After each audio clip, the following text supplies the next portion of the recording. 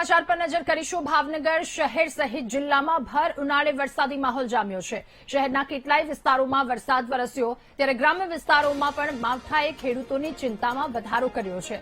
કમોસમી વરસાદથી ઉનાળુ પાકને પણ નુકસાન જવાની ભીતિ ખેડૂતોને સતાવી રહી છે। ત્યારે શહેર સહિત જિલ્લામાં માવઠું પડ્યું, બાગાયતી પાકમાં નુકસાન જવાની ખેડૂતોને ભીતિ સતાવી રહી છે। હવામાન વિભાગ દ્વારા આગાહી વ્યક્ત કરવામાં આવી હતી, એ અનુસાર ભાવનગરમાં આ વરસાદી માહોલ જામ્યો છે। તો ભાવનગર શહેર સહિત જિલ્લામાં ભર ઉનાળે વરસાદી માહોલ જામ્યો।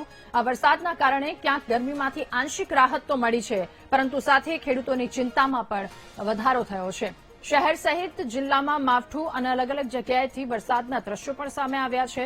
ત્યારે વરસાદ વરસવાનું શરૂ થયું છે। સિસ્ટમ સક્રિય થતા ફરી એક વખત વરસાદી માહોલ જામ્યો છે।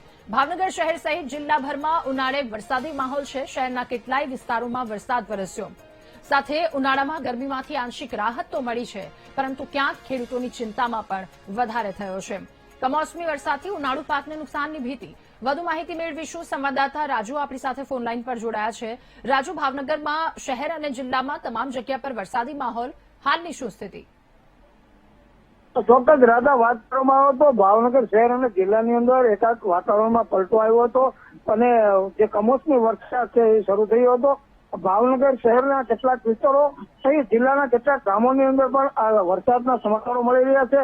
ત્યારે ખાસ કરીને ભર ઉનાળે આ કમોસમી વરસાદ થવાથી ખેડૂતોને પણ ઉનાળુ પાકમાં નુકસાની થાય તેવી ખેડૂતોમાં ચિંતા પણ વ્યાપી છે। જી રાધા।